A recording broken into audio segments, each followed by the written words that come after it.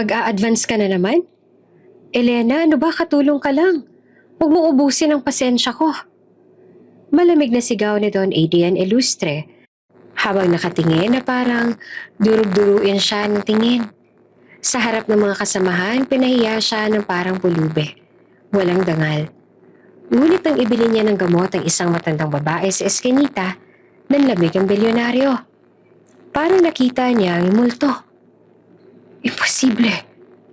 Buhay ka? Bulong niya at nanginginig. Sino ang babaeng binilhan ng gamot?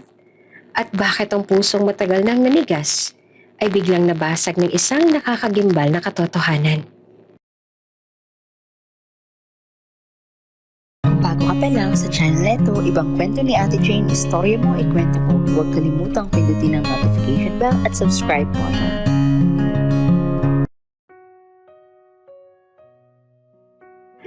Mainit ang sikat ng araw na tumama sa malinis na marmol ng malawak na mansyon ng mga ilustre. Sa bawat sulok, may mga kasambahay na abala. May nag-aayos ng hardin, may naglilinis ng malalaking chandelier at may nagpuputol ng mga rosas para sa flower vase sa loob. Pero sa isang sulok ng kusina nakayuko si Elena. Pinipisil-pisil ang laylayan ng kanyang lumang palda at nanginginig ang mga labi. Kanina pa siya nag-iipon ng lakas ng loob. Ang puso niya ay kumakabog, parang tambol na walang tigil. Alam niyang hindi basta-basta lumalapit sa kanilang amo. Si Don Adrian Ilustre, ang kilalang bilyonaryong may matalim na tingin at tinig na kaya kong tunawin sa hiya. Pero wala na siyang pagpipilian. Diyos ko, sana po maintindihan niya. Sana po bigyan niya ako ng awa. Bulong ni Elena habang pinipigil ang pangingilid ng luha. Lumabas siya sa kusina.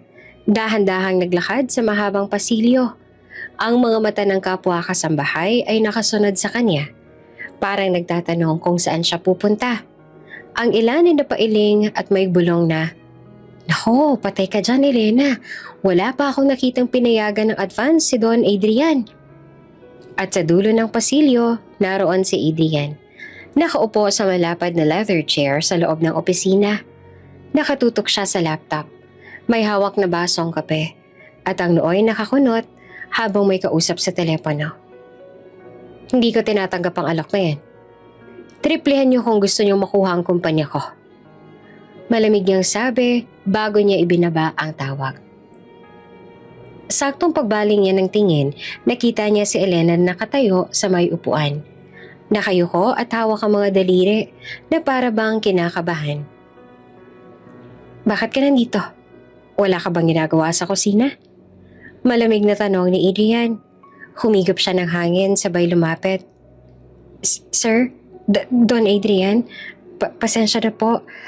May hihilingin lang po sana ako." Tumaas ang kilay ng binata. "Ano na naman?" "Kung pwede po sana mag-advance po ako ng sahod. Kahit kaunti lang po. May sakit kasi ang nanay ko. Kailangan niya ng gamot. Baka hindi na po siya tumagal kung hindi siya makainom." Natigilan si Adrian. Pero agad ding nagbalik ang lamig ng kanyang mukha. Napalingon siya sa mga staff na nasa gilid ng opisina. At sa harap ng lahat, marahas siyang tumayo. "Advance ka na naman!" Sigaw niya na umalingaw-ngaw sa buong opisina. "Katulong ka lang, Elena. Huwag mo ubusin ang pasensya ko. Hindi ako bangko para lapitan niyo kapag gipit kayo." Napayuko si Elena. Nanginginig ang kamay at halos hindi na makahinga sa hiya.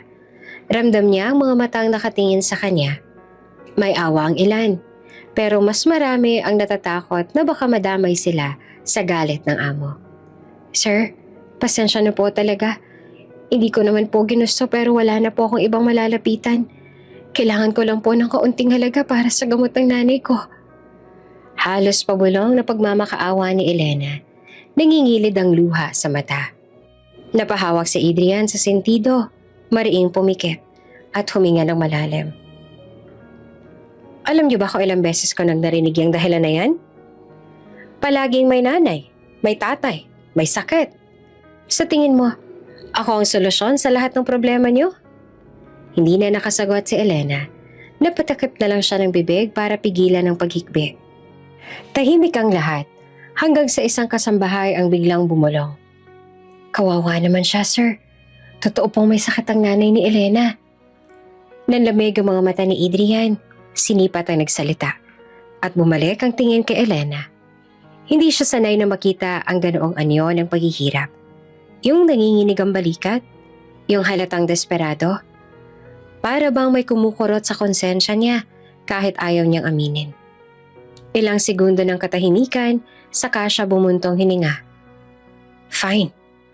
Malamig niyang sabi. Pero wag mong isipin na may karapatan ka dito. Kaunti lang ibibigay ko. Sapat lang para hindi ka mamatay sa kakaiyak. At isusunod mo agad sa trabaho mo pagkatapos. Namilog ang mata ni Elena. Agad na yumuko ng mababa.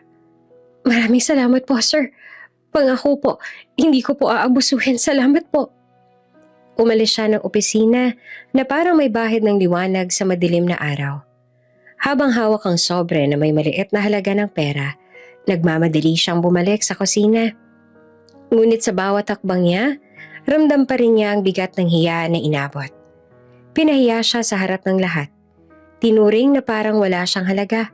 Pero sa isip niya, mas mahalaga ang buhay ng kanyang ina kesa sa sariling dangal. Lumapit siya sa kapwa kasambahay na nakatingin sa kanya ng may awa. Elena, kaya mo pa ba? Tanong ng isa. Tumayo siya at pinilit ang ngiti. Para kay nanay, kakayanin ko. At sa unang pagkakataon habang hawak ang perang iyon, dama niya na kahit gaano kahirap, kahit gaano kabigat ang iniinsulto, basta't para sa kaligtasan ng ina, handa siyang magpakumbaba. Sa kabilang panig naman ng opisina, muling naupo si Adrian. Pero hindi na siya makabalik agad sa trabaho. Nakatanaw siya sa bintana. Hawak ang baso ng kape pero hindi na naiinom. Sa kanyang isip, bumabalik ang imahe ni Elena. Ang mukha nito, ang luha nito, at ang desperasyon. Advance ka na naman? Bulong niya sa sarili, pero mahina na. Hindi na galit. O baka naman akong mali. Ngunit agad din niyang tinabig ang ideyang yon. Pilit binalik ang sarili sa trabaho. Ayaw niyang magpadaig sa emosyon. Ayaw niyang magmukhang mahina. Hindi niya alam, iyon palang simula ng pagbabago ng lahat. Ang simpleng pagmamakaawa ng isang katulong na magbubukas ng isang napakalaking sikreto ng nakaraan. Bitbit ang maliit na supot ng gamot, halos hindi mapigilan ni Elena ang mabilis sa paghinga habang nagmamadaling lumabas ng mansyon. Alam niyang bawal basta-basta lumabas ng walang paalam. Pero dala ng pangangailangan, wala na siyang pakialam. Bawat segundo ay mahalaga. Baka tuluyan ng bumigay ang katawan ng kanyang ina kung hindi siya makainom agad. Sa loob ng sasakyan na nakaparada sa driveway, nakaupo si Don Adrian. May meeting pa sana siya sa syudad, ngunit pinili niyang manatili ng mas matagal sa bahay habang inaayos ng driver ang gamit. Napansin niya si Elena na nagmamadaling umalis. May hawak na supot. May kaba sa kilos at hindi man lang nag-abalang sumilip sa paligid. Boss, aalisin na po ba natin? Tanong ng driver. Sandali lang. Malamig na sagot ni Adrian habang nakamasid. Sundan natin siya. Tahimik na pinaandar ng driver ang sasakyan. Dahan-dahang sumusunod sa bawat liko ni Elena. Hindi ito namamalayan ng dalaga. Sa isip ni Adrian, gusto lang niyang tiyakin kung saan talaga napupunta ang perang ibinigay niya. Sanay na siya sa mga kasambahay na gumagamit ng dahilan para sa pansariling bisyo at ayaw niyang maging biktima ng kasinungalingan. Ilang kanto ang tinahak ni Elena hanggang sa makarating sa isang makipot na eskinita. Ang dating tuwid na postura ng dalaga ay biglang yumuko. Halos tumakbo papasok sa barong-barong na gawa lamang sa pinagtagpi-tagping yero at kahoy. Sa labas ay may nakasampay na mga basang damit at ang sahig ay halos putikan dahil sa ambon kagabi. Barong-barong? Bulong ni Adrian. Hindi siya makapaniwala. Hindi niya akalaing dito nakatira ang tinatawag na nanay ni Elena. Dahan-dahan siyang bumaba na sa sasakyan at sumilip mula sa malapit. Sa loob ng maliit na kubo, naroon ang isang matandang babae. Nakahiga sa lumang banig, marupok ang katawan, payat at halos butot balat na lang. Nilapitan agad ni Elena. Inalis ang pawis sa noon nito gamit ang basang bimpo. Sabay inilabas ang gamot mula sa supot. Nay, eto na po ang gamot ninyo. Magiging maayos na po kayo. Malambing na bulong ni Elena. Nangingilid ang luha habang iniaabot ang baso ng tubig. Dahan-dahang binuksan ng matanda ang mga mata. Malabo na ang paningin nito. Nanginginig ang kamay nang tanggapin ang gamot. Salamat anak. Salamat. Mahining tinig ng matanda. Nanlamig si Adrian. Nanlaki ang kanyang mga mata. Halos bumagsak ang hawak niyang cellphone. Hindi pwede. Bulong niya, napapaatras. Ang mukha ng matanda, ang hugis ng mata, ang ilong, ang mga kulubot na bakas ng kahapon, lahat ng iyon ay kakambal ng imaheng matagal niya nang inukit sa alaala. Ang mukha ng kanyang ina, si Esperanza Ilustre, ang babaeng iniiyakan niya sa puntod taon-taon. Naramdaman niya ang malamig na hangin na dumampi sa balat, pero mas malamig ang kirot na bumalot sa kanyang dibdib. Para siyang binagsakan ng mundo. Imposible. Patay ka na. Ikaw na ang nailibing namin. Halos hindi niya marinig ang sarili niyang tinig. Muli siyang sumilip. Pinagmasdan kung totoo ang nakikita niya. Sa bawat halakhak ng hina ng matanda, sa bawat haplos ni Elena ng pagmamahal, lalo siyang pinangingilidan ng luha na pilit niyang pinipigilan. Naglakad siya palayo, hawak ang dibdib na parang pinipilit ng mga alaala. Naaalala niya ang huling sandali kasama ang kanyang ina, ang kabaong, ang lamay, at ang mga luhang dumaloy sa lahat ng ilustre. Naaalala niya ang pangakong babantayan ang kanilang pangalan at ari-arian, kahit wala na ang pinakamamahal na ina. Ngayon, narito sa harap niya, buhay. O kung hindi man, may isang babae na hindi maipagkakailang pagkakahawig. Boss, tawag ng driver at nagtataka. Bakit po kayo nanginginig? Hindi naman agad nakasagot si Adrian. Tumalikod siya, bumalik sa loob ng sasakyan at mariing ipinikit ang mga mata. Umuwi na tayo. Utos niya at nanginginig ang tinig. Habang umaandar ang sasakyan, hindi mawala sa isip niya ang tanong.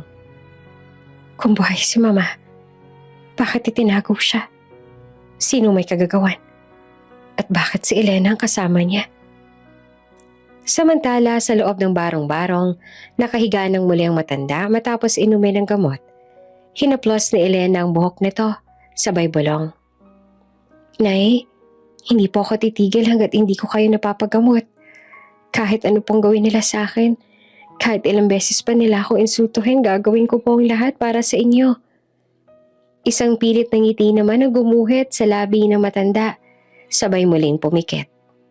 Parang natulog ng payapa.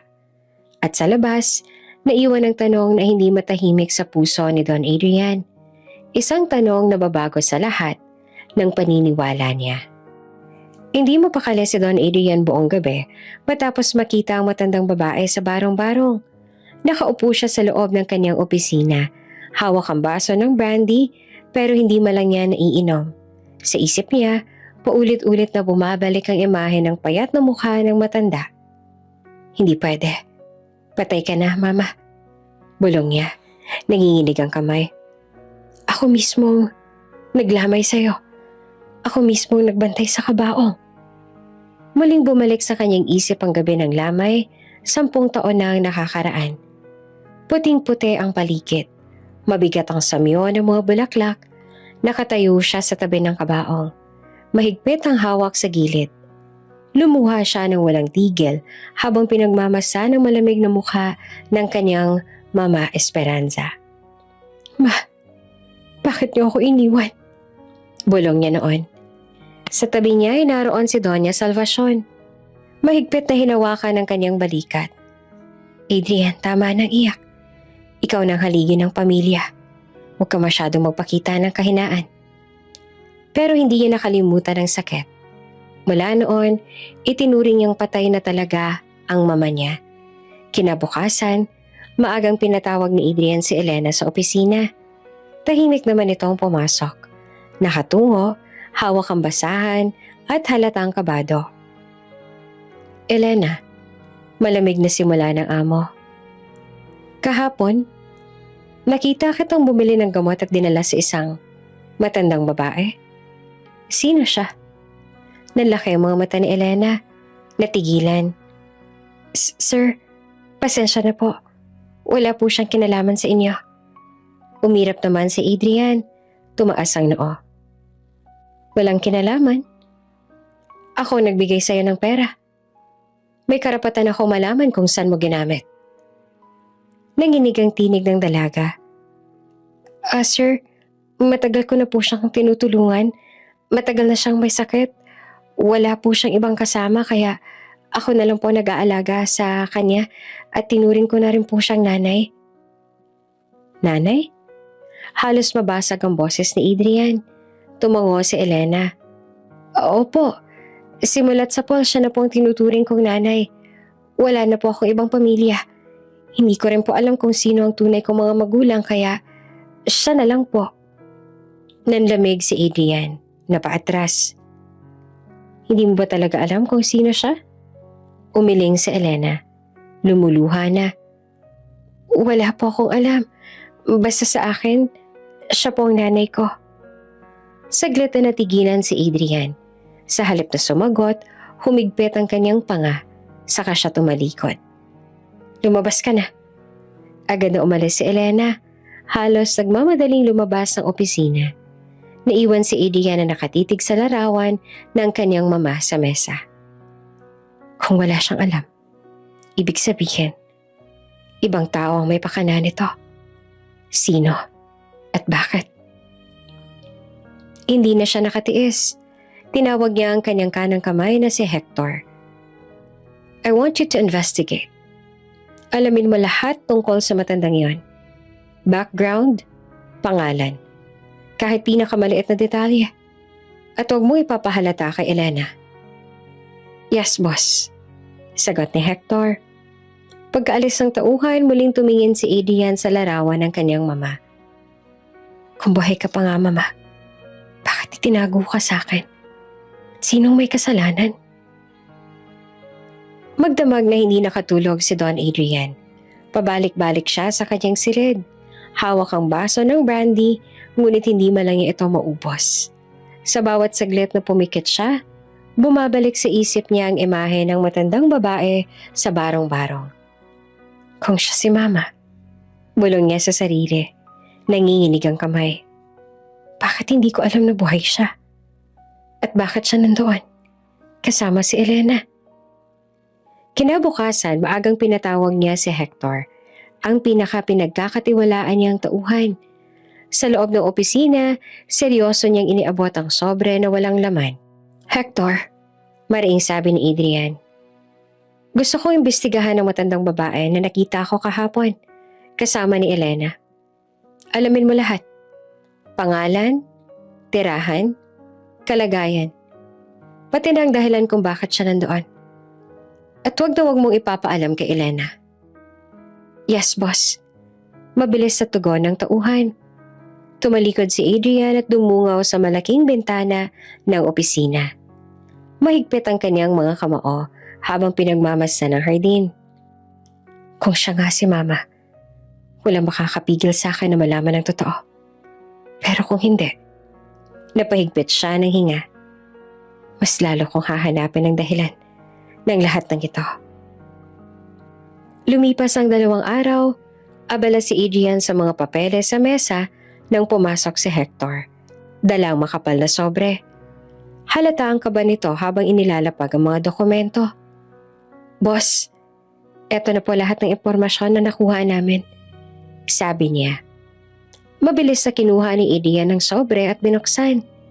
Isa-isa niyang inilabas ang mga papel at letrato. Una niyang nakita ang larawan ni Elena na nag-aalaga ng isang matandang babae. Pinupunasan nito ang pawis. pinapainom ng gamot at tinatakpan ng kumot. At sa bawat kuha, iisa lang ang matandang babae.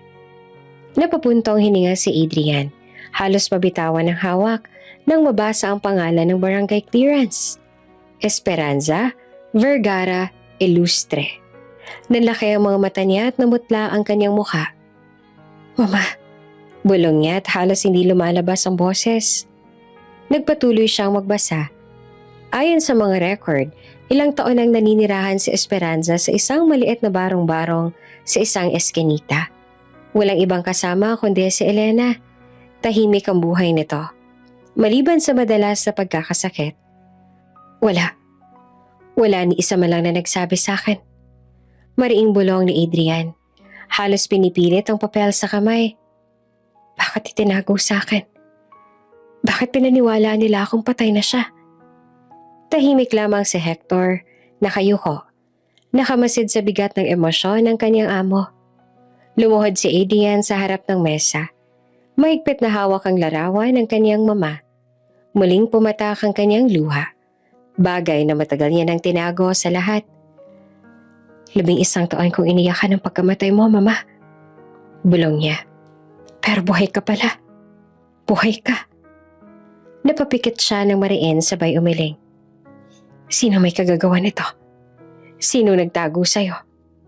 At bakit si Elena ang kasama mo ngayon? Tumayo siyang muli. Pinunasan ng luha at tumitig kay Hector. Ituloy mong investigasyon. Hindi pa sapat ang nalaman natin. Gusto ko ng sagot. Kung bakit siya tinago at sino ang may kagagawan. Yes, boss. Agad ko pong aasikasuhin.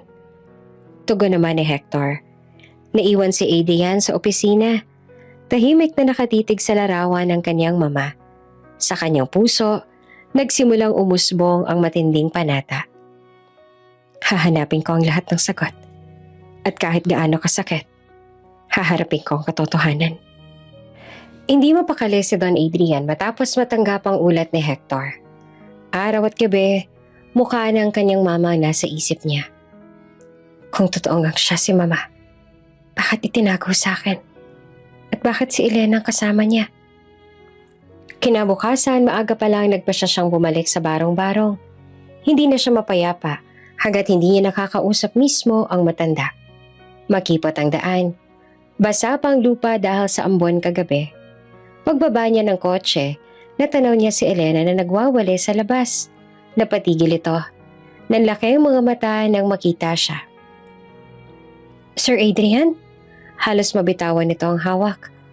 Bakit po kayo nandito? Mariing tumingin si Adrian. Gusto ko makita ang mama ko. Si nanay po? Nagugulo ang sagot naman ni Elena. Hindi na siya nakinig. Diretso siyang pumasok sa kubo. Nakahiga pa rin si Esperanza sa panig. Payat, mahina at tila natutulog. Lumuhod si Adrian. Nanginginig ang kamay habang hinahaplos ang braso nito. Mama, bulong niya at namumuo ang luha. Ako to, si Adrian, anak mo.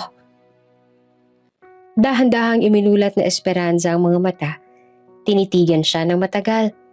Para bang sinusubukang alalahanin, ngunit sa huli, umiling. Pasensya ka na, iho. Hindi kita kalala. Sino ka ba? Bumagsak ang mundo ni Adrian. Ako ito.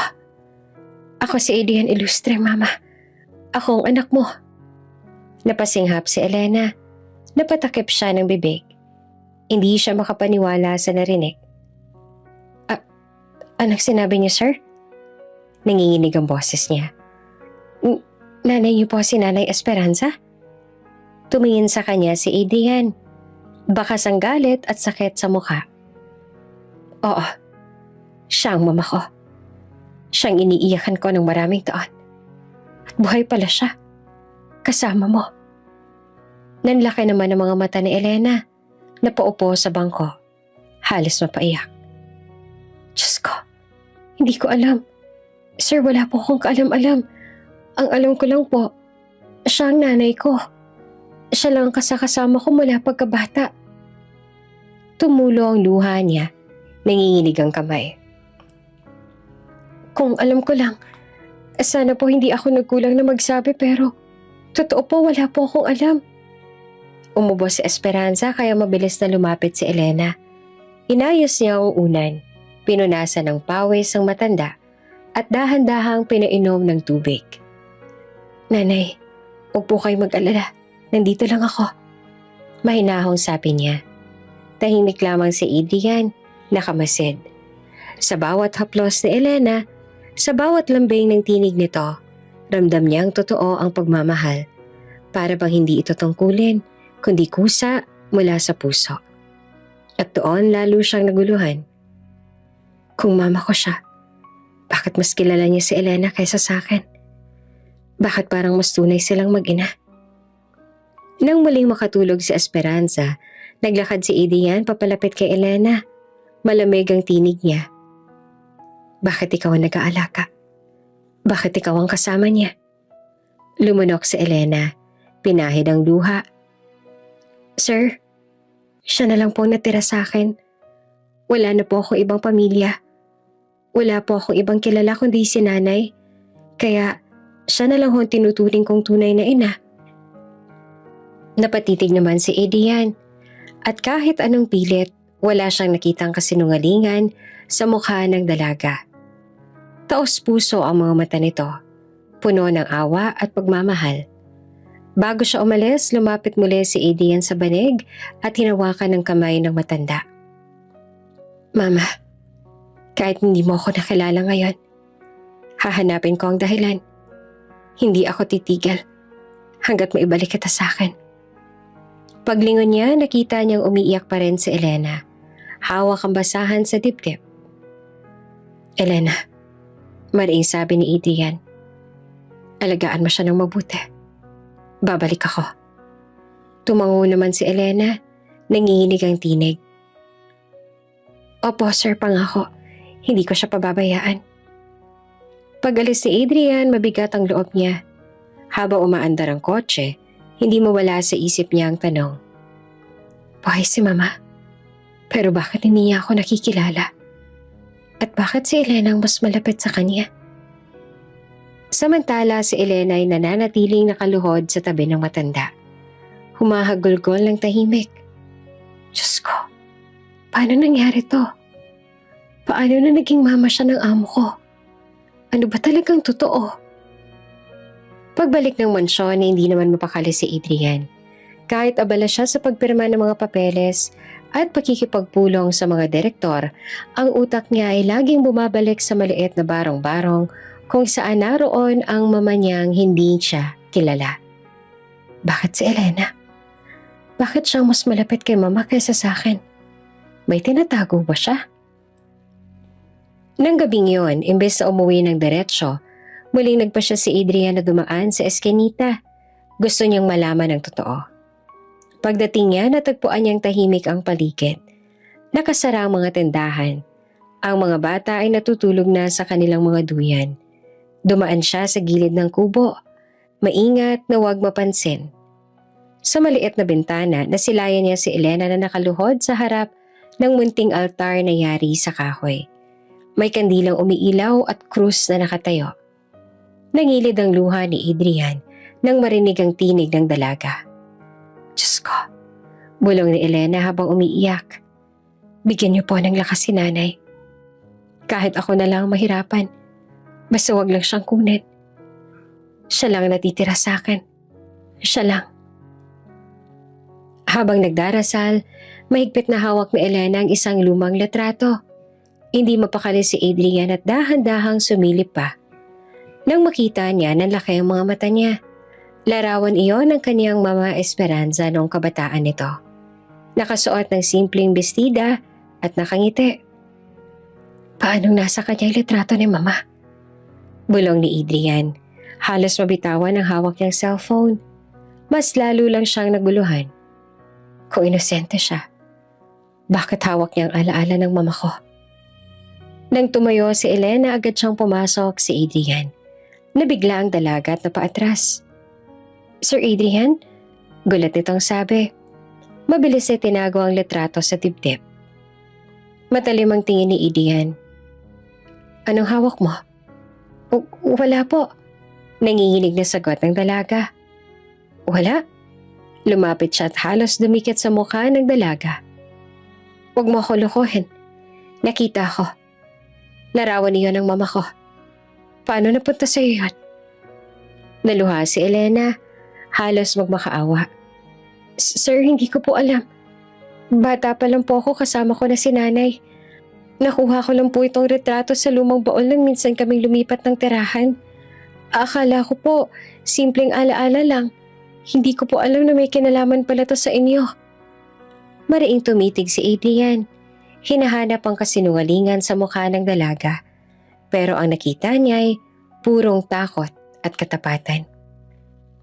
Kung wala kang alam, mariing sabi ni Adrian, bakit ikaw ang kasama niya?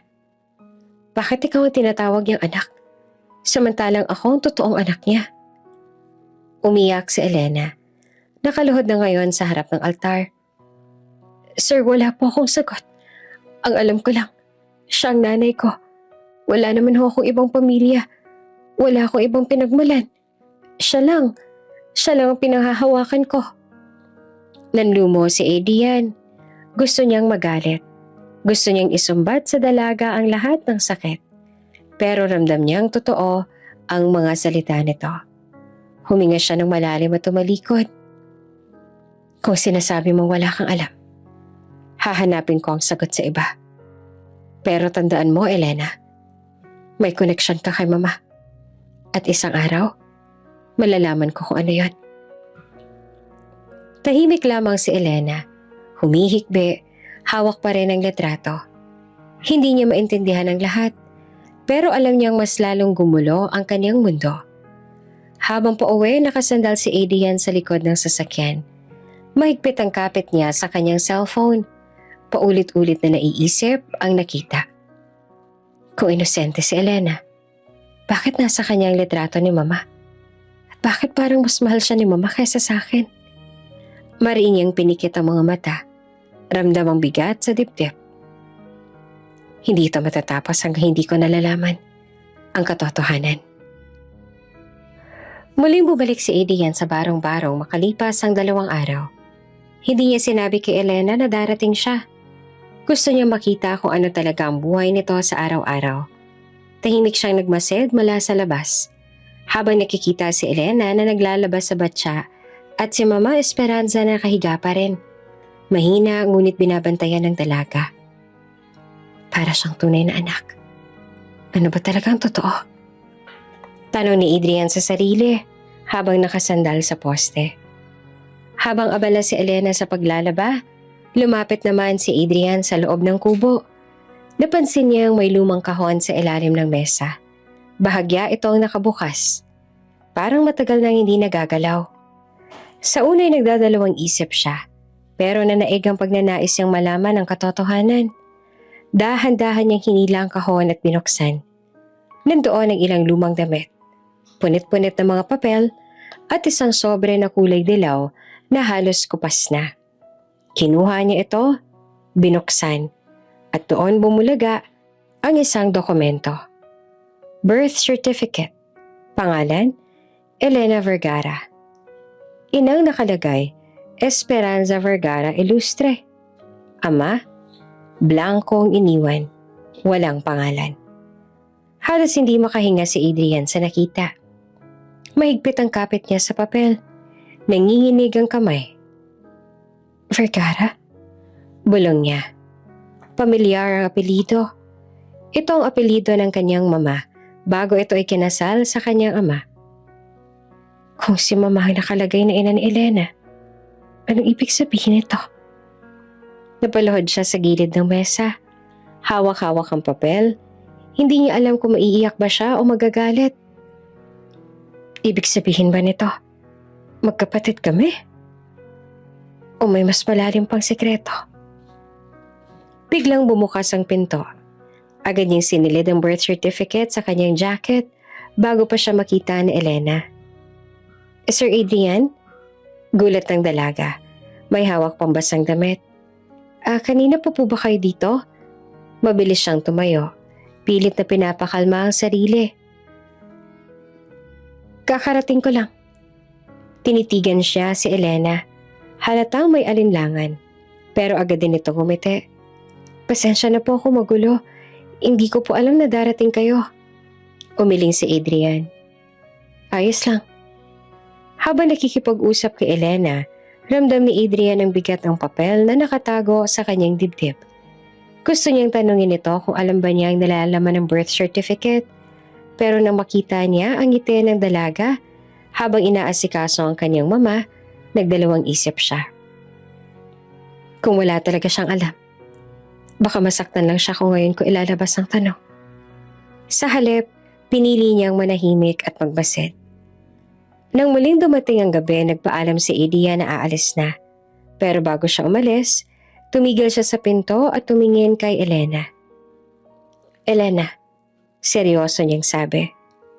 Huwag mong pababayaan si Mama. Babalik ako bukas. Tumango naman ang dalaga, bahagyang napangiti. Opo sir, pangako hindi ko po siya iiwan. Pag-alis niya, mahigpit niyang hinawakan ng dibdib kung saan nakatago ang dokumento. Kung totoo nga nakalagay dito, hindi lang basta konektado si Elena kay Mama. May dugo kami nag-uugnay. At malalaman ko ang buong katotohanan. Pag-uwi sa mansyon, inilabas ni Adrian ang birth certificate at muling pinagmasdan. Kinalabutan siya habang paulit-ulit na binabasa ang pangalan ng kanyang mama na malinaw na nakalagay roon bilang ina. Hindi ako titigil. Mariin niyang sabi sa sarili. Hahanapin ko ang lahat ng sagot. At kahit gaano kasakit, kahit gaano kabigat, malalaman ko kung sino talaga si Elena. At anong ugnayan niya sa akin. Tahimik ang umaga sa mansyon ng ilustre. Abala ang mga tauhan sa pag-aayos ng almusal at paglilinis ng paligid. Sa kusina, naroon si Elena. Nakayuko at maingat na nag-aayos ng mga baso at plato. Pinipilit niyang maging normal ang kilos.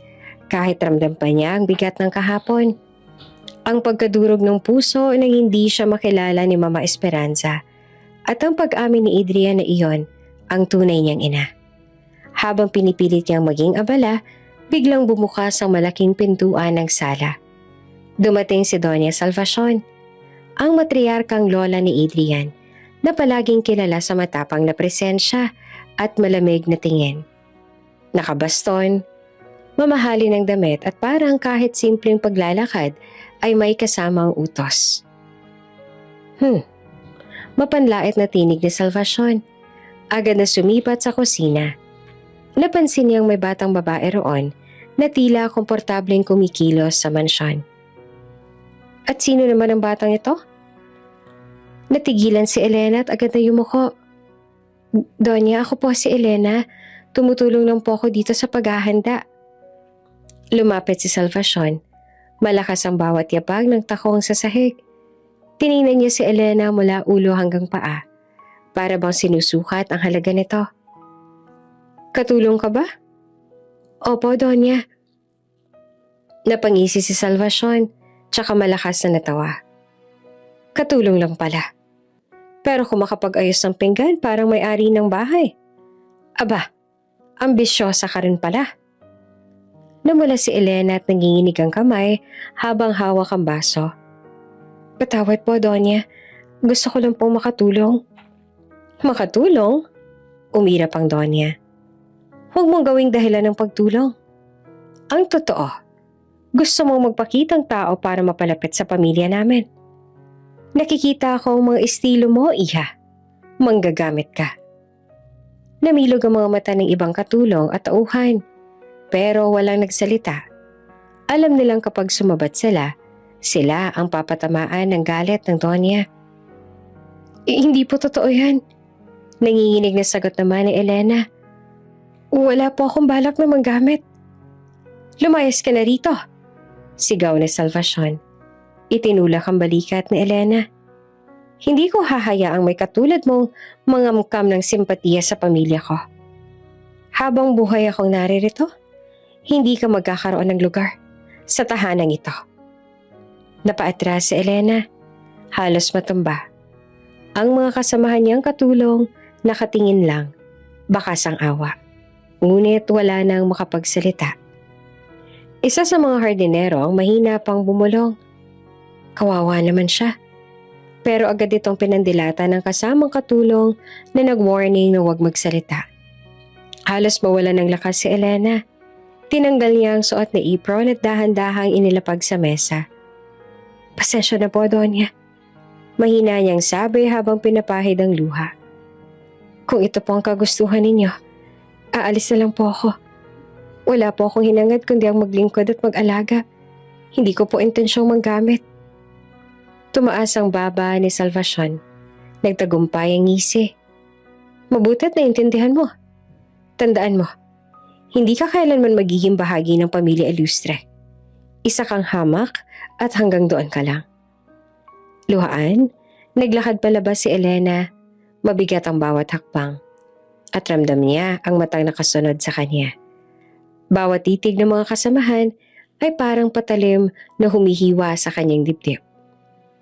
Paglapit sa pinto, hindi niya na napigilan ang paghikbi. Diyos ko, hanggang kailan po bang ganitong sakit? Hanggang saan pa bang kahihiyang kaya kong tiisin? Pagkalabas niya ng mansyon, nagsara ang mabigat na pinto sa likod niya. Naiwan sa loob si Salvacion, taas noo at kontento. Habang ang mga tauhan ay nananatiling tahimik, walang magawa. Sa mga sumunod na sandali, nananatiling mabigat ang katahimikan sa mansyon. Si Salvacion ay nakaupo sa malaking upuan, pinapaypayan ng katulong, habang iniisip na wala na siyang alalahanin sa presensya ng isang hamak sa loob ng tahanan. Ngunit ang hindi niya alam, ang desisyon niyang ito ay lalong magtutulak kay Adrian na hanapin ang katotohanan at lalong magbubukas ng sugat na matagal nang tinatago ng pamilya Ilustre. Tahimik ang hapon sa baryong kinalalagyan ng barong-barong de Esperanza. Nasa labas si Elena, naglalaba ng kakaunting damit habang si Esperanza ay nakahiga sa loob. Mahimbing na natutulog matapos uminom ng gamot. Pawisan si Elena ngunit hindi siya nagrereklamo. Ang bawat kilos niya ay puno ng malasakit at tiyaga. Hindi niya alam na may pares ang mata na palihim na nakamasid sa kanya. Si Adrian iyon, nakasandal sa sasakyan niyang nakaparada sa kanto. Kanina pa siya nag-iisip kung bakit may kakaibang kabutihan ng babaeng ito. Katulong lamang siya, ngunit tila ba may pusong mas malaki kesa sa sino mang kilala niya sa lungsod. Kahit hirap siya, hindi siya nagrereklamo. Bakit kaya ganito siya kabuti? Tanong ni Adrian sa isip niya. Sa loob-loob niya, hindi niya rin maitago ang paghanga. Lumapit siya ng kaunti. Elena, tawag niya. Nagulat naman si Elena at agad na tumayo. Sir Adrian, pasensya na po. Hindi ko po namalayang nandito kayo. Hindi niya na napansin ang pawis sa kanyang noo o ang dumi sa palda mula sa labada. Ngunit sa paningin ni Adrian, iyon ang nagpatunay na hindi siya plastic. Simpleng babae lang na handang magsakripisyo para sa iba. Habang nag-uusap sila, biglang may mabilis na tricycle na dumaan sa makitid na kalsada. Sa gulat, muntik nang masagasaan si Adrian na nakatayo sa gilid ng daan. Sir! Sigaw ni Elena. Walang pag-aalinlangan, mabilis siyang tumakbo at hinila si Adrian palayo. Sa lakas ng hatak, pareho silang natumba sa gilid ng daan. Dumaan ang tricycle na parang walang nakita. Aray! Ungol na Adrian hawak ang braso. Nakatihaya naman si Elena. Hiningal ngunit agad na bumangon para silipin ang kalagayan ng kanyang amo. Sir, ayos lang po ba kayo? Nasaktan ba kayo? Nagulat si Adrian sa inasal ni Elena. Bakit mo ko hinila? Pwede ka rin nasaktan. Mas mabuti na po yun kaysa kayong napahamak. Sagot ni Elena at bakas ang pag-aalala sa mukha. Natigilan si Adrian. Ramdam niya ang sinseridad sa boses ni Elena. Hindi iyon gawa-gawa lamang, kundi taos puso. Bakit ka ganyan? Mahina niyang tanong. Bakit inuuna mo pang ibang tao kaysa sarili mo? Napayuko si Elena. Mahigpit ang hawak sa palda.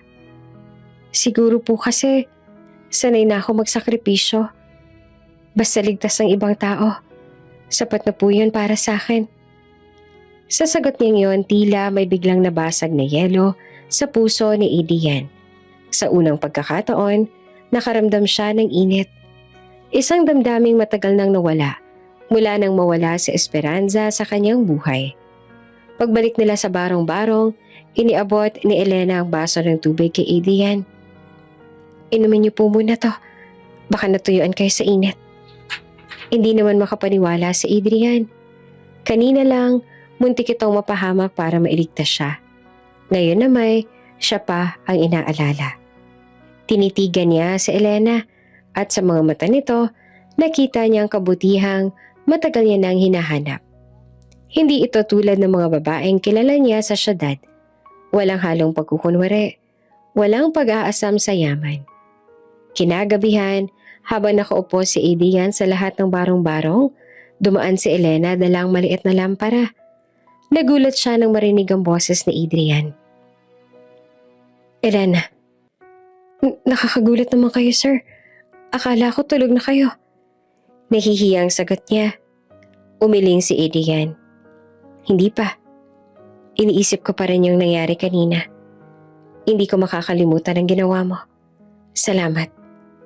Bahagya namang nawala si Elena. Naku, wala po yun, sir. Ginawa ko lang po ang tama. Hindi lahat ng tao ay gagawin yan. Mariin na sabi naman ni Adrian. Pero ikaw ang nauna. Kahit buhay mo pa ang kapalit. Hindi ko alam kung bakit pero ramdam ko. Iba ka. Hindi nakasagot si Elena. Ngunit sa kanyang dibdib, ramdam niya ang mabilis sa pagtibok ng puso. Sa mga sumunod na araw naging mas magaan ang ugnayan nilang dalawa. Hindi pa rin nawawala ang lamig sa kilos ni Adrian. Paminsan-minsan. Ngunit sa simpleng ngiti o pasasalamat, nararamdaman ni Elena na unti-unti itong lumalapit. At kay Adrian, malinaw ang isang bagay. May isang kakaibang kabutihan kay Elena na hindi niya maipaliwanag. At iyon ang unti-unting bumabasag sa matigas niyang puso. Gabi na tahimik ang paligid ng baryo.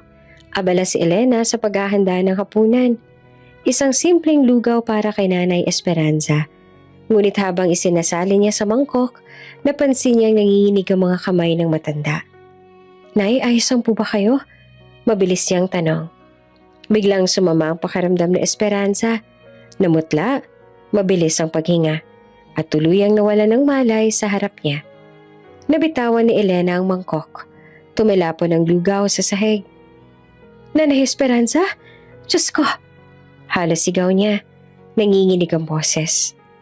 Agad siyang lumabas ang barong-barong at nagsisisigaw ng tulong. At sa kabutihang palad, kararating lang ni Adrian galing Maynila. Nakita niya ang kalagayan ng kanyang ina. Nanlamig siya at halos tumigil ang kanyang mundo. Get the car! Bilis! Utos niya sa driver, sabay buhat kay Esperanza. Elena, sumama ka na. Hawak-hawak ni Adrian ang kamay ng ina habang nagmamadali silang tumakbo sa ospital. Si Elena, tahimik na umiiyak. Hawak ang panyo para punasan ng pawis ni Esperanza. Sir, baka hindi na po kayanin ni Nanay. Nanginginig ang tinig ni Elena. Hindi. Matatag ngunit basag ang boses ni Adrian. Hindi siya pwedeng mawala.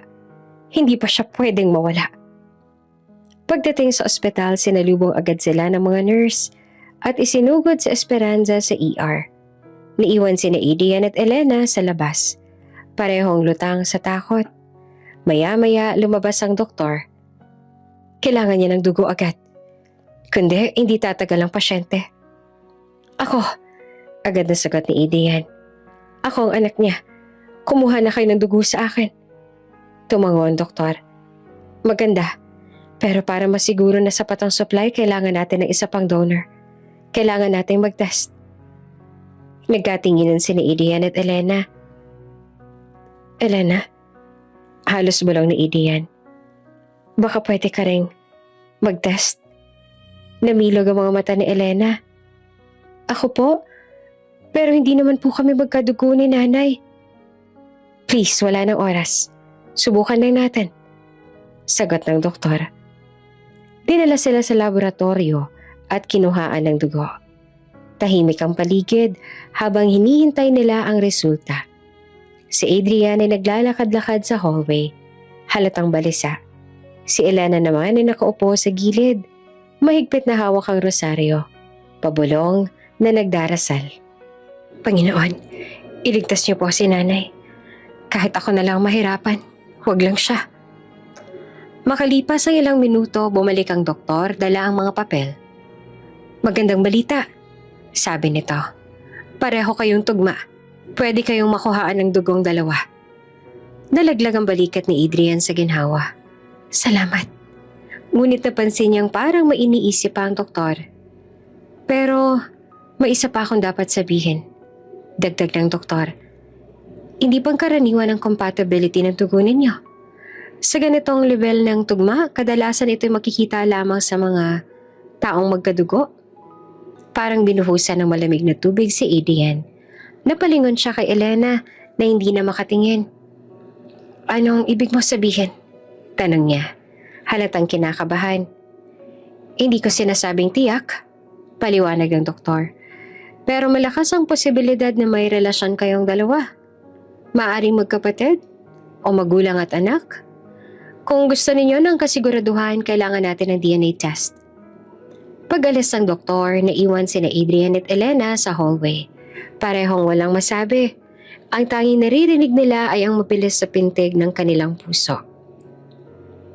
Elena, basag ang boses ni Adrian. Pilit hinahanap ang mga mata nito. Bakit tugma ang dugo natin? Sino ka ba talaga? Napaiyak si Elena. Umiling habang hawak ang dibdib. Wala po akong alam, sir. Wala. Lumaki akong walang tatay. Iniwan kami noon. Ang nanay ko maaga rin kinuha ng sakit. Ang alam ko lang, ako at si Nanay Esperanza, nagkita lang kami dito. At tinulungan ko siya dahil wala siyang kasama. Tinitigan siya ni Adrian. Naghahanap ng kasinungalingan sa kanyang mukha. Pero ang nakita niya ay purong katotohanan. Isang babaeng ulila na nadawit sa misteryong hindi niya rin maintindihan. Habang nakaupo si Adrian sa bench ng ospital, pinisil niya ang sentido. Kung totoo man ang sinabi ng doktor, paano? Paano naging posible? Magkadugo kami ni Elena? Samantala, nasa kapilya naman si Elena at nakaluhod at humahagulhol. Diyos ko, bakit ganito? Ano pong ibig sabihin ng lahat ng to? Makalipas ang ilang oras, lumabas ang doktor. Maayos na ang transfusion. Nakaligtas ang pasyente. Pwede na kayong pumasok para makita siya. Parehong nakahinga ng maluwag sina Adrian at Elena. Ngunit kahit panandali ang ginhawa ang dala ng balitang yon, hindi mabura sa isip nila ang mabigat na tanong. Magkadugo nga ba talaga sila? At kung totoo man, anong ibig sabihin nito sa nakaraan at sa hinaharap? Tahimik ang pasilyo ng ospital nang lumabas si Adrian mula sa silid kung saan nagpapahinga si Esperanza matapos ang transfusion. Nakita niya si Elena na nakaupo sa gilid ng waiting area, yakap ang bag at tila tulala. Namumugto ang mga mata nito, halatang kagagaling lang sa pag-iyak. Huminga ng malalim si Adrian, pinipilit kontrolin ang emosyon. Pero habang tinitingnan niya si Elena, lalong bumibigat ang mga tanong na hindi niya mapigilan. Lumapit siya, mabigat ang bawat hakbang. Napatayo si Elena nang mapansin siya pero agad ding yumuko. Elena, malamig ngunit nanginginig ang tinig ni Adrian. Kailangan natin mag-usap. Opo, sir. Mahinang sagot naman ng dalaga. Umupo silang magkatapat sa bench. Ilang segundo ng katahimikan ang lumipas bago nagsalita si Adrian. Sino ka ba talaga? Tanong niya at diretso at mariin. Bakit tugma ang dugo natin? Hindi to simpleng pagkakataon lang ayon sa doktor. Posible lang ito kung magkadugo nga tayo. Namilog ang mata ni Elena at agad siyang napailing. Sir, wala po talaga akong alam. Wala po akong tinatago. Walang alam? Halos pasigaw ni Adrian. Paano mo ipapaliwanag ang resulta? Sabihin mo nga sa akin ang totoo, Elena. Nanginig ang kamay ni Elena. Sir, maniwala ho kayo. Hindi ko po talaga alam Ang alam ko po, ulila na po ako sa ama. Kaya ako natutong mag-isa. Wala po naman akong koneksyon sa inyo. Tumulo ang luha sa pisngi ni Elena habang nagsasalita. Kung pwede nga lang po sir, sana hindi na ako tinatanong ng ganito. Kasi kahit ako naguguluhan, hindi ko rin alam kung bakit ganun ang lumabas sa test. Saglit na natahimik si Adrian. Nakita niyang nanginginig na balikat ng dalaga. Ang sakit na pilit itong tinatago. Sa kabila ng galit at pagkalito, ramdam niya ang pagiging totoo nito. Pinikit sandali ni Adrian ang mga mata. Bumalik sa isip niya ang mga alaala ng kanyang kabataan. Ang pagkawala ng kanyang ina, ang mga bulong-bulungan ng pamilya, at ang bigat ng pangungulila. Kung totoo nga na may connection siya sa akin, bakit ngayon ko lang nalaman? Sino nagtatago ng lahat ng ito? Elena, mahina niyang sabi. Mas mahinahon na. Hindi naman sa sinisisi kita. Pero kailangan kong malaman ng totoo. Hindi lang naman to para sa akin kundi para rin kay mama. Napatingin si Elena sa kanya.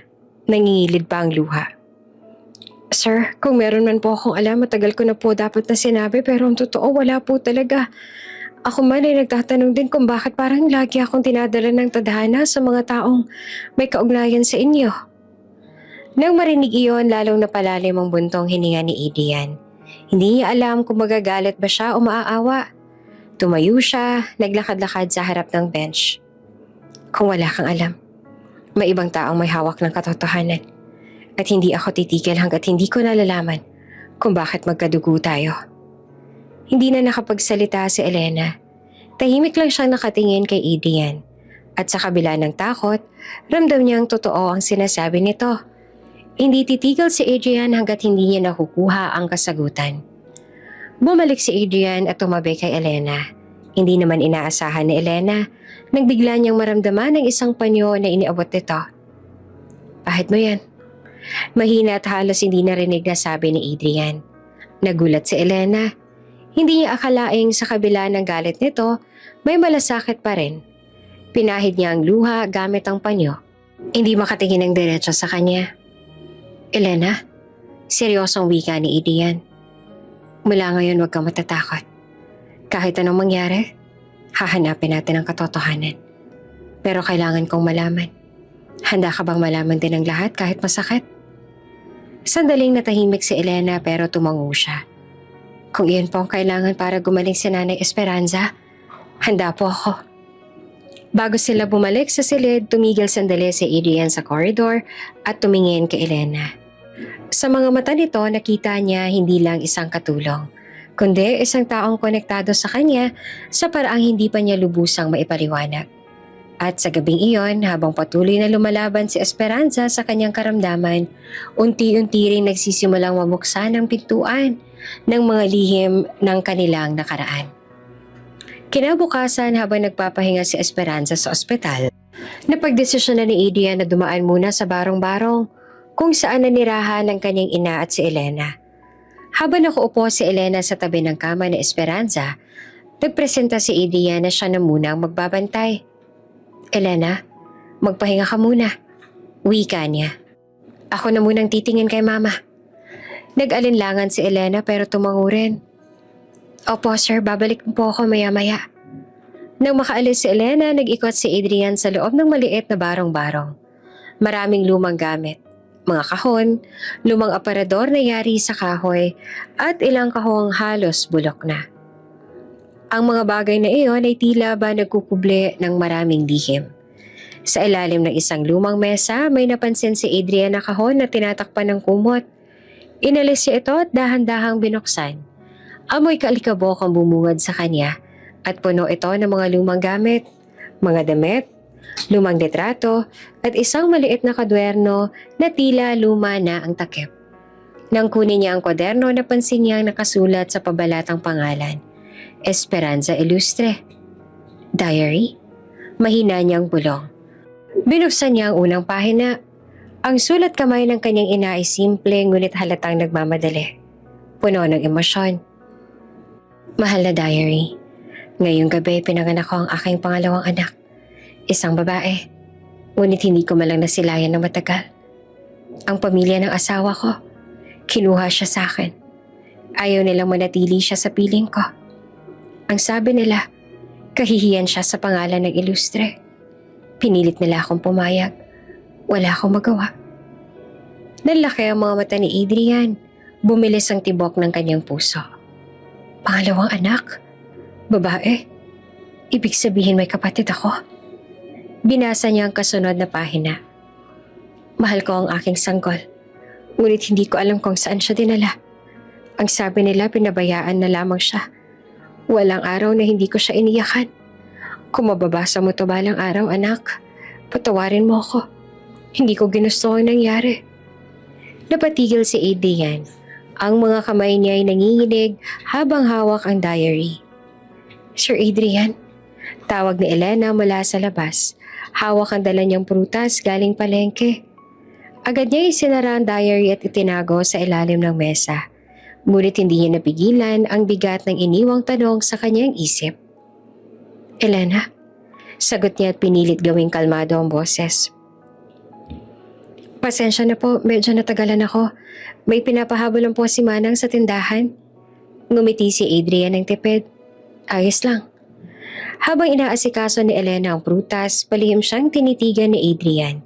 Sa isip niya, nagsimulang umusbong ang ideya. Baka si Elena ang tinutukoy sa diary.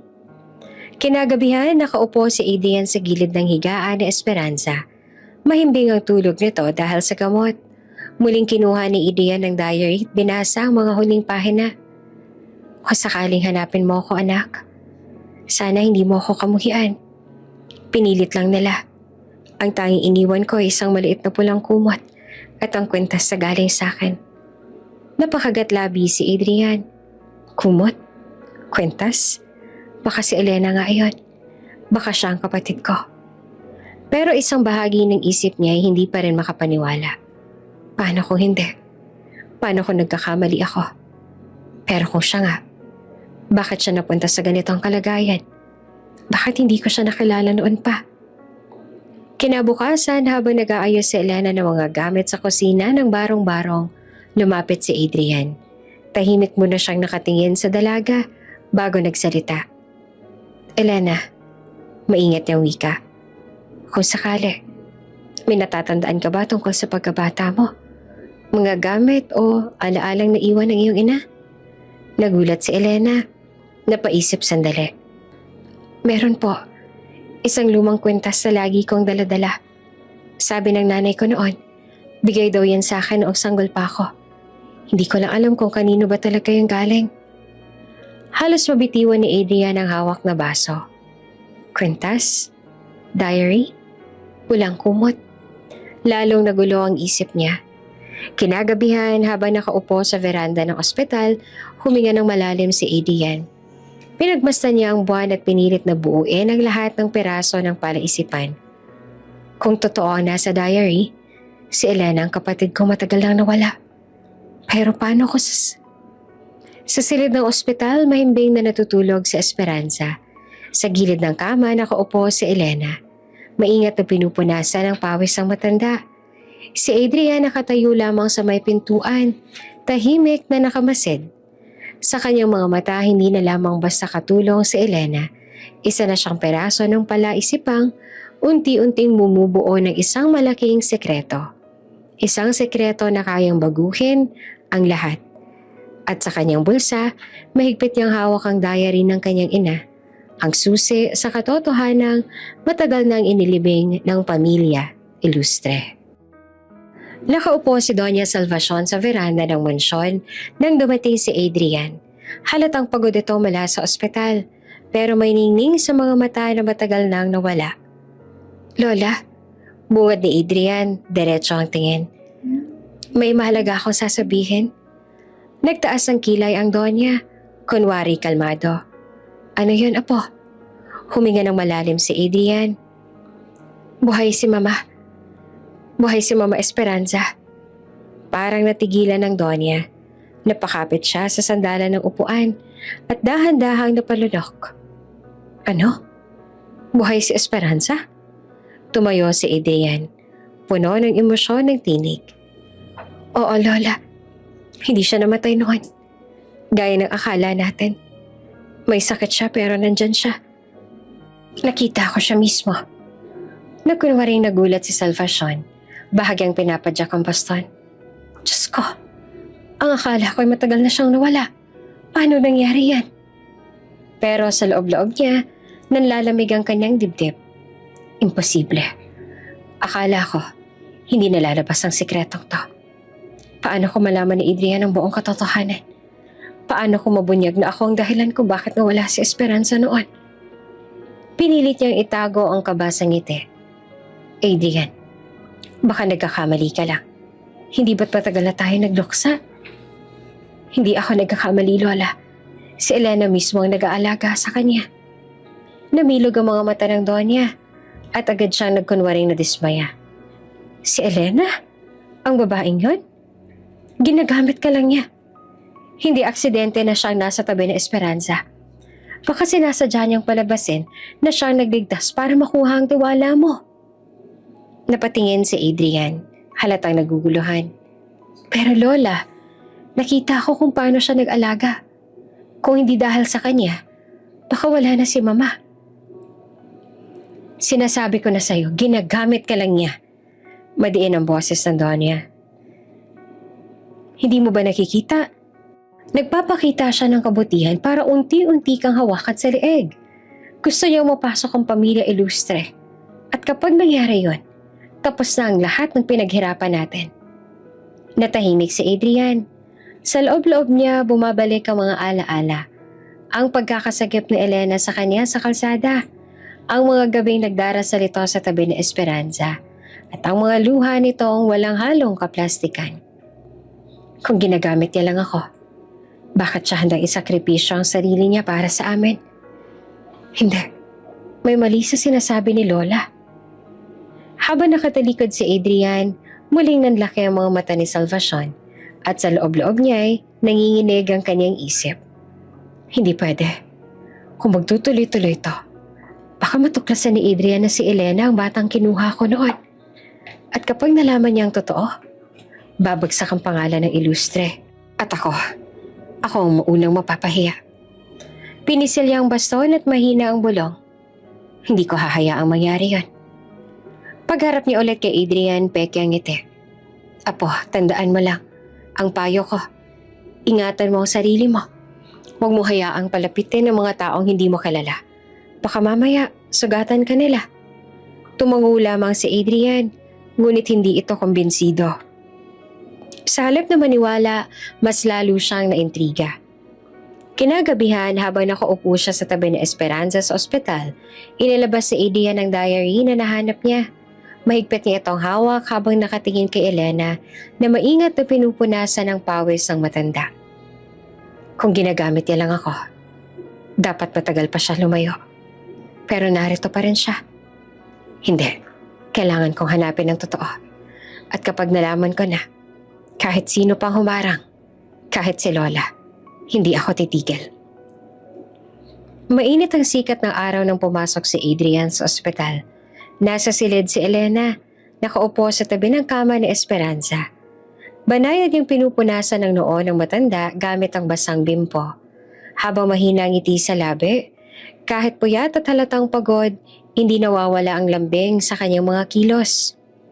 Sandaling napatigil si Adrian sa pintuan. Sa isip niya, bumabalik ang mga sinasabi ni Doña Salvacion kagabi. Ginagamit ka lang ng babaeng yan.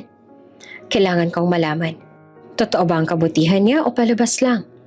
Balong ni Adrian sa sarili. Magandang umaga. Malamig na bati ni Adrian ang tuluyang pumasok. Napatayo naman agad si Elena, parang nahuli sa maling gawain. Sir Adrian, gising na po si nanay kanina pero nakatulog ulit. Nasa maayos po siyang lagay ngayon. Tumango naman si Adrian pero hindi ngumiti. Tuwid ang boses niya. Elena, kailangan natin mag-usap. Kita ang kaba sa mukha ng dalaga. Maingat siyang sumunod palabas ng silid hanggang sa makarating sila sa maliit na waiting area ng ospital. Diretsong tumingin si Adrian kay Elena. Matagal ka nang tumutulong sa amin. Pero sa puntong ito, kailangan ko nang magsabi ng totoo. Hindi na kita pwedeng panatilihin dito. Aalisin na kita sa trabaho. Parang binuhusan ng malamig na tubig si Elena. Napalunok siya at halos hindi makatingin. Sir, anong ibig niyo po sabihin? Ibig kong sabihin, mariin na wika ni Adrian. Hindi na kita kailangan bilang tagapag-alaga ni Mama. May ibang mag-aalaga sa kanya. Makakatanggap ka naman ng kabayaran. Nagmistulang naipit ang dibdib ni Elena. Sandaling tumahimik ang paligid. Maraming iniikot sa kanyang isip. Paano na si Nay Esperanza kung aalis siya? Sinong mag-aalaga sa kanya sa gabi? Pero pinilit niyang pigilan ang luha. Ngumiti ng bahagya at tumango. Salamat po, sir. Mahina niyang sagot. Nagulat si Adrian. Salamat? Sa anong dahilan? Huminga ng malalim si Elena. Salamat dahil kahit sandali. Binigyan niyo ako ng pagkakataon na maalagaan si Nanay Esperanza. At alam kong mas magiging maayos siya dahil kasama ka na niya ngayon. Hindi ko po alam kung bakit siya napalapit sa puso ko pero kahit papaano, natulungan ko siyang gumaan ng pakiramdam. Nangilid ang luha sa kanyang mga mata pero hindi siya nagreklamo. Kung ito po ang desisyon ninyo, tatanggapin ko. Ang mahalaga, ligtas siya ngayon. Parang biglang may pumukpok sa dibdib ni Adrian. Hindi niya inaasahan ang sagot ni Elena. Sa halip na magalit o magmakaawa, nagpasalamat pa ito. Elena, mahina niyang sambit. Napatingin si Elena at pinipilit pa rin ang ngiti kahit nanginginig ang labi. Sir, huwag po kayo mag-alala. Isa lang po akong katulong. Alam ko po ang lugar ko. Hindi ko po kayo bibigyan ng problema. Halos panginig ang tuhod ni Adrian. Sa unang pagkakataon, nakita niyang isang tao na kahit api-apihan, marunong pa rin magpasalamat at magpakumbaba. Bigla siyang lumapit. Mahigpit na hinawakan ang balikat ng dalaga. Hindi mo naiintindihan. Sinusubukan lang kita. Napatigil si Elena. Subok, sir. Tumango naman si Adrian, puno ng pagsisisi ang boses. Oo, gusto ko makita kung ano ang gagawin mo kung aalisin kita. Pero ang sagot mo, hindi ko inakala. Imbes na magalit, nagpasalamat ka pa. Halos mapahagulgol naman si Adrian pero pinigil niya ang sarili. Elena, wala kang bahid ng kasinungalingan. Totoo ka. At dahil doon, lalo kong gustong malaman ang katotohanan sa pagitan natin. Nakangiti ngunit luhaan si Elena. Sir, hindi ko man alam kung bakit ako nandito o kung bakit ako pinapahintulutan ng Diyos na makasama kayo. Pero iisa lang po ang sigurado ako. Hindi ko po kayo niloloko. Tumahimik ang paligid. Sa mata ni Adrian, malinaw niyang nakita ang kabutihan ni Elena. Isang pusong handang magtiis at magpasalamat kahit sa gitna ng kawalan. At sa oras na yon, lalo pang nabasag ang matagal ng pader sa puso ng bilyonaryo. Tahimik ang gabi sa ospital. Nakahiga si Esperanza. Mahimbing na natutulog matapos ang ilang araw na mahirap na gamutan. Sa kabilang bahagi ng silid, nakaupo sina Adrian at Elena, parehong balisa. Ang sinabi ng doktor kanina ay paulit-ulit na umaalingaw-ngaw sa isip ni Adrian. Parehong tugma ang dugo ninyo. Kailangan natin magsagawa ng mas malalim na pagsusuri. Sir Adrian, maingat na bungad ni Elena. Halos hindi makatingin. Sigurado po ba kayo na ipagpapatuloy natin to? Tumingin si Adrian, seryoso ang mukha. Walang ibang paraan, Elena. Kailangan kong malaman ng totoo. Kung ano man ang koneksyon natin kay Mama, kailangan lumabas na. Napalunok si Elena. Sa kabila ng kaba, tumango siya. Kung yan pong makakapagpalinaw ng lahat. Kinabukasan, maagang dumating ang doktor at isang medical team. Ipinaliwanag nila ang gagawin. Magpapadala kami ng sample ng dugo niyo pareho sa laboratorio. Sa loob ng ilang araw, makukuha natin ang resulta. Tahimik lamang si Elena habang tinitingnan ang karayom. Nanginginig ang kanyang mga kamay. Napansin naman niya ni Adrian kaya hinawakan niya ito. Wala kang dapat ikatakot. Bulong niya. Tumango lamang si Elena bago pumikit at hinayaan ng nurse na kunin ang kanyang dugo. Pagkatapos ay si Adrian naman ang sumailalim sa proseso.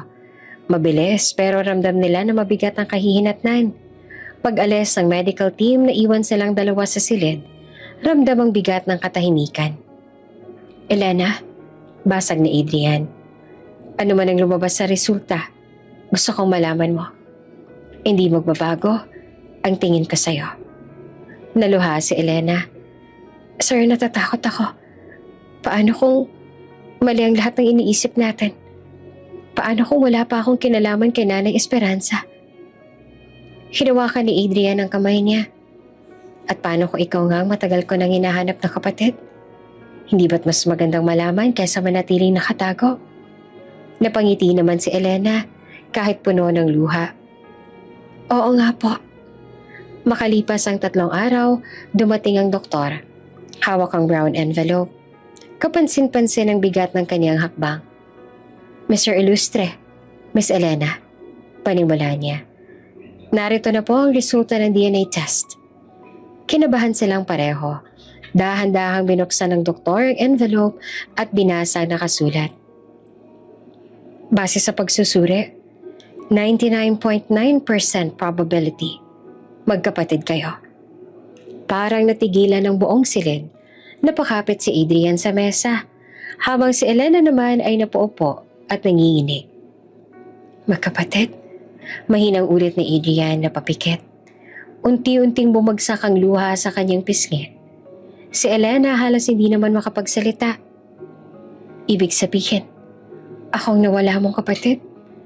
Tumakbo si Adrian papalapit. Niyakap siya ng mahigpit. Akala ko'y wala ka na. Pero narito ka pala, Elena. Hindi na kita bibitawan. Humikbe si Elena sa balikat ng kuya na noon lang niya tuluyang nakalala. Kuya? Oo, ako yun. Sagot ni Adrian at halos mabasag ang tinig. At ikaw ang kapatid kong matagal nang kinitil ng kasinungalingan. Habang nagyayakapan sila, muling pumasok sa isip ni Adrian ang diary na nabasa niya. Ang sulat na Esperanza tungkol sa nawawalang anak. Lahat ng piraso ay nagsimulang magdikit-dikit. Si Elena ang batang yon. Ang batang tinanggal sa piling ng ina. Ang batang tinago sa kasinungalingan ng pamilya Ilustre. Mahigpit pa rin niyang hawak si Elena nang magsalita siya. Papangako ko sa iyo, Elena. Hindi na ulit maitatago ang katotohanan. Kahit sino pang humadlang, ilalaban kita. Nararapat ka makilala bilang anak ni Mama. Napahagulgol si Elena, pero daman niya ang bigat at kinahawang sabay na bumabalot sa kanya. Sa unang pagkakataon, may pangalan na tahanan na siyang tunay na maituturing. Sa labas ng ospital, lihim na nakamasid si Doña Salvacion. Nakita niyang yakapan ni Adrian at Elena. Nakuyom niya ang kanyang baston at sa loob-loob niya, nagngangalit ang takot. Nagsimula nang lumabas ang sekreto. Paano kung pati ako ay madamay? Ngunit sa silid, tanging saya at pagluha ng magkapatid ang nangingibabaw. At doon nagsimula ang tunay na pagbabago sa buhay ni Adrian at Elena. Ang simula ng pagbubunyag ng matagal nang nakatagong katotohanan. Mabilis ang paglipas sa mga araw. Sa ospital, unti-unti nang lumalakas si Esperanza. Nakakakain na siya ng maayos. Nakakabango ng walang tulong. At higit sa lahat, unti-unti nang bumabalik ang mga alaala niyang matagal nang nawala. Isang hapon, habang nakaupo siya sa kama, nakatingin sa bintana. Tinawag niya si Elena. Elena, halika iha. Lumapit agad ang dalaga, dalang mainit na sabaw. Opo, Nanay Esperanza. Heto po para lumakas pa kayo. Ngumiti si Esperanza. Tinanggap ang sabaw pero hindi agad uminom. Sa halip, tinitigan niya si Elena. Parang may hinahanap sa kanyang mga mata. Elena, mahina niyang sabi. Alam mo ba, parang matagal na kitang kilala. Parang hindi lang bilang tagapag-alaga. Napatigil si Elena. Hindi alam ang isasagot.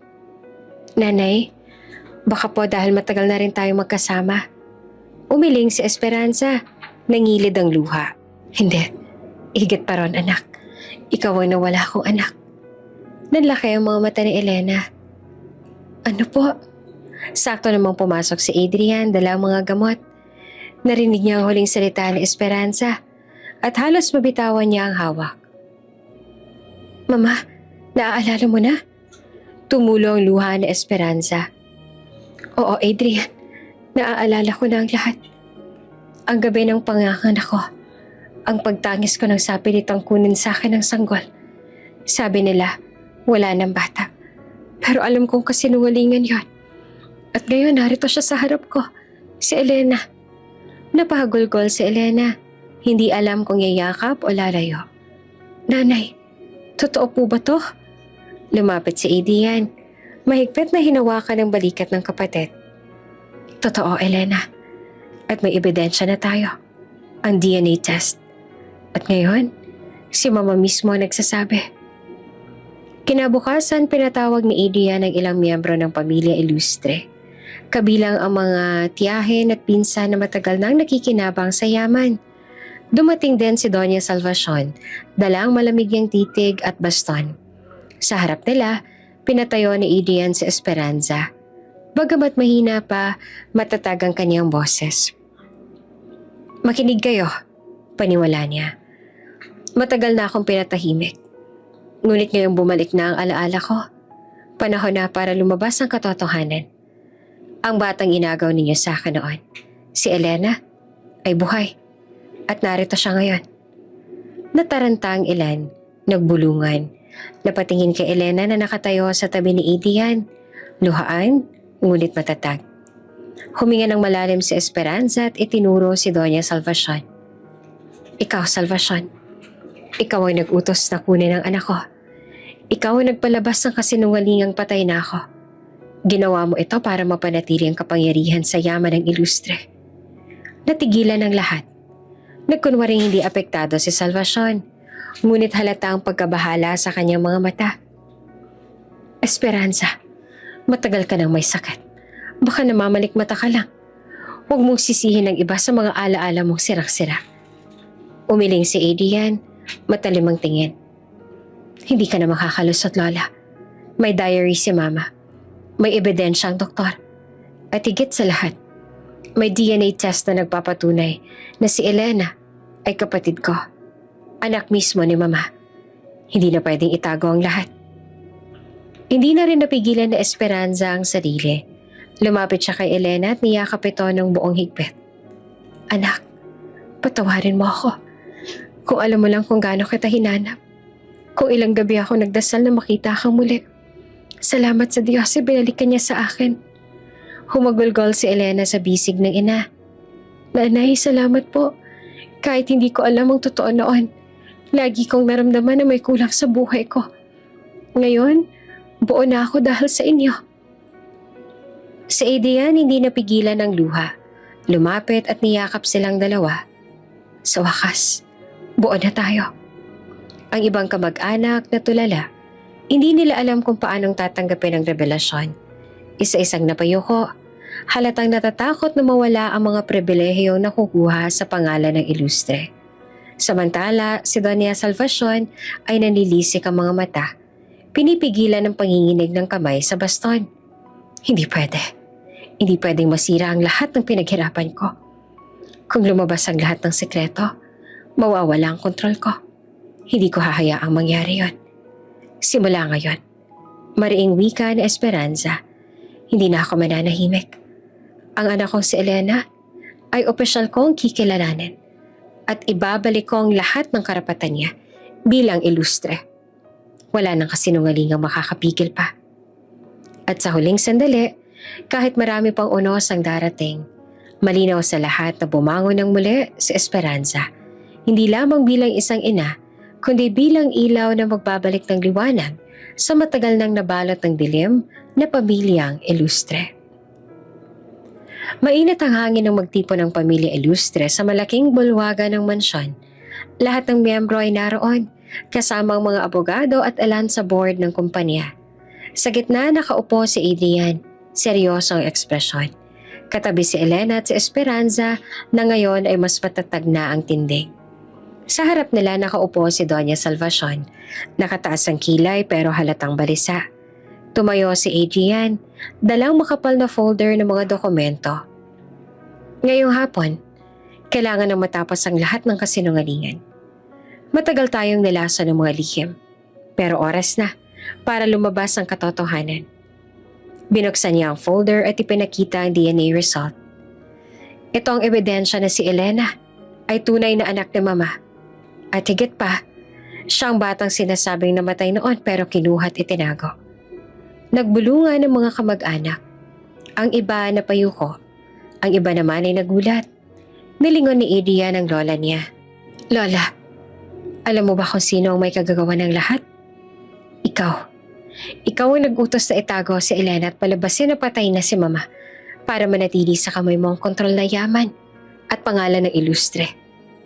Nanlaki ang mga mata ni Salvacion. Adrian, huwag mo nga akong pagbintangan ng ganyan. Lahat ng ginawa ko para sa pamilya.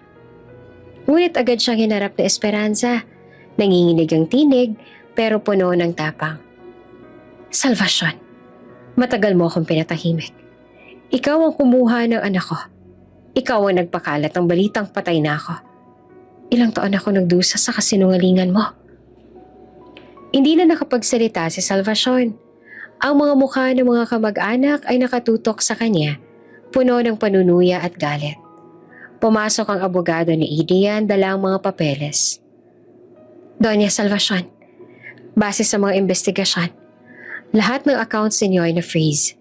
Lahat ng ari-arian ninyo ay hawak na ng korte para sa audit. Halos mabitawan ni Salvacion ang kanyang baston.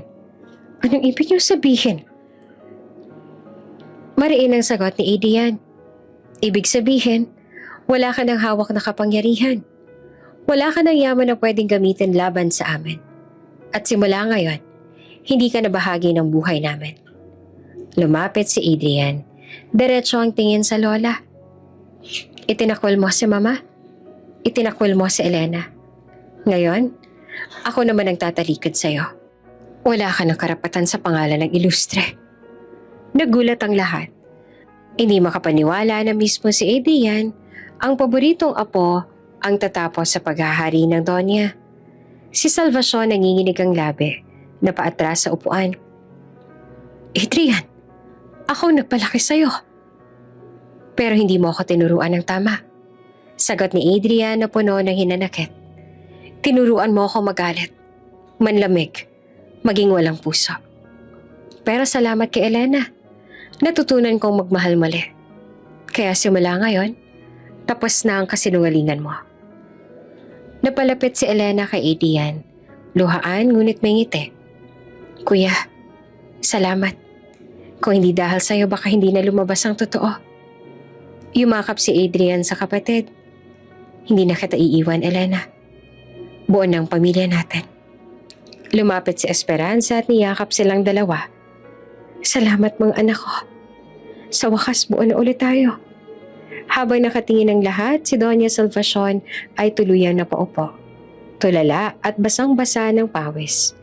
Ang dating matapang at makapangyarihan ngayon talunan at iniwan. Sa loob-loob niya, alam niyang wala na siyang laban. Lahat ng pinaghirapan ko, nawala dahil sa katotohanan. Habang papalubog ang araw, sabay-sabay na naglakad palabas sina Adrian, Elena at Esperanza. Sa likod nila ay naiwan si Salvacion. Mag-isa, hawak ang baston ngunit walang silbi.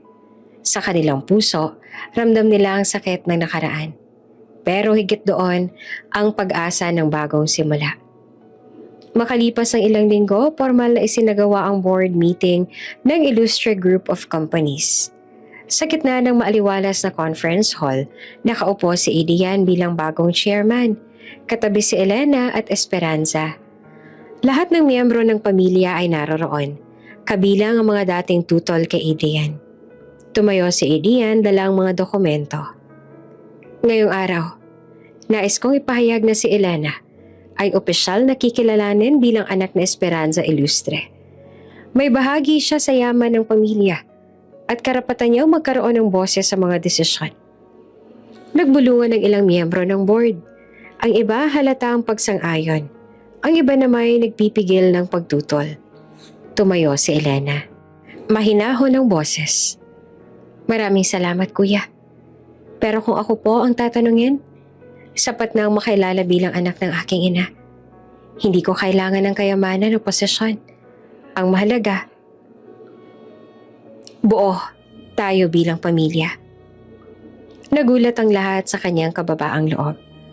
Lumapit si Esperanza, hawak ang kamay ng kanyang anak. Anak, karapatan mo ito. Huwag mong ipagkait sa sarili mo. Ngumiti si Elena, ngunit matatag ang sagot. Nanay, hindi po pera nakakapagligtas sa atin. Hindi po yaman ang nagbukas ang puso ni Kuya. Ang lahat ng ito, dahil sa pagmamahal. Kung kaya ko pong mamuhay ng simple noon, kaya ko pa rin ngayon. Basta't kasama ko kayo. Iyon ang totoong kayamanan. Naluha si Esperanza, gayon din si Adrian. Tumayo si Adrian, inilapag ang mga papeles. Kung yan ang nais ng kapatid ko, igagalang ko. Pero isang bagay lang ang titiyakan ko. Walang sino man ang muling magtatangkang alisin ang pangalan ni Elena bilang ilustre. May dignidad siya at may lugar sa pamilyang ito. Paalakpakan na umalingaw sa loob ng silid. Sa unang pagkakataon, nagkaisa ang karamihan. Hindi para sa pera, kundi para sa isang simpleng desisyong puno ng puso. Kinahapunan, bumalik silang tatlo sa dating barong-barong. Pinilit ni Adrian na ipa-renovate ito, pero tumanggi naman si Elena.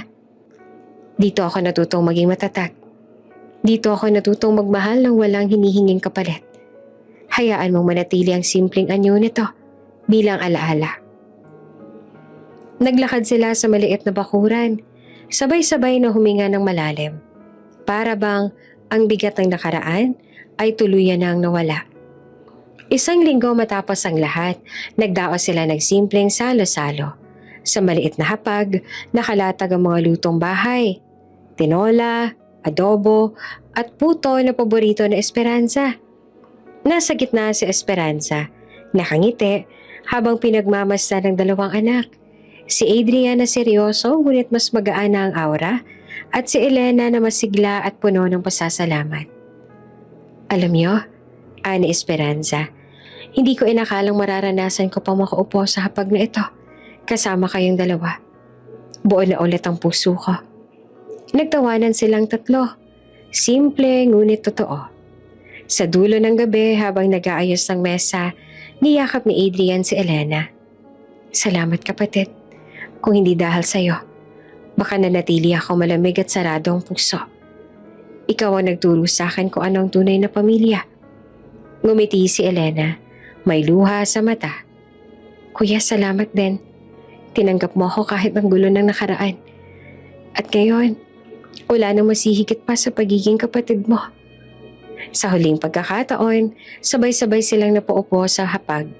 Ang simpleng lampara sa mesa ay nagbibigay ng ilaw, sumisimbolo ng bagong simula.